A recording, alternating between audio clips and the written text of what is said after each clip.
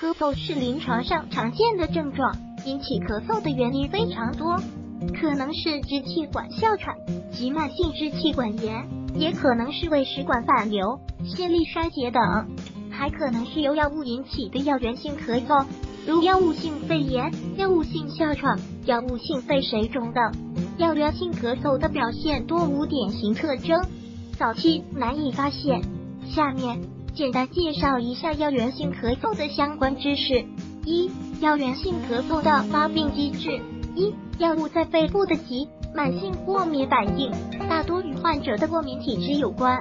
主要为3型和4型变态反应，即药物或其代谢产物与作为载体的蛋白结合，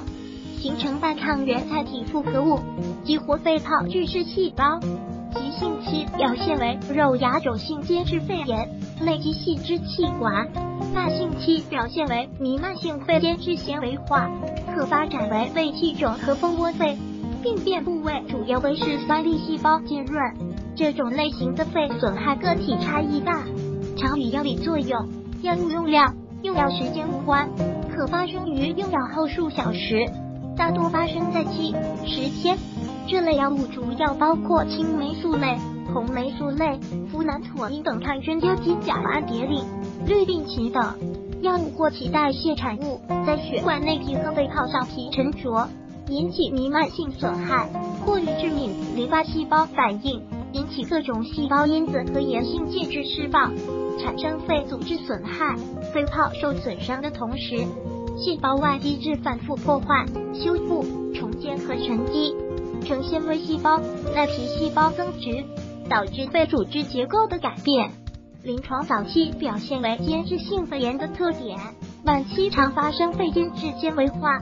这种类型的肺损害常与患者长期使用该药物有关，如呋喃唑因、博莱霉素等。药物引起炎性介质在肺部蓄积，如 ACEI 和促使肌肽类蓄积，而引起咳嗽。毒性反应和过敏反应常同时存在于一种药物的发病机制中，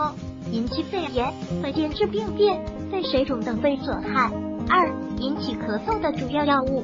当出现以下情况时，应怀疑为胺碘酮的肺毒性。长期服用胺碘酮病史，剂量大，出现干咳、呼吸困难。X 线胸片出现新的肺浸润，而不能用其他原因解释。停药后症状减轻 ，X 线胸片表现好转。如果喜欢本视频，请分享并订阅本频道，访问 TT News XYZ 获取更多相关资讯。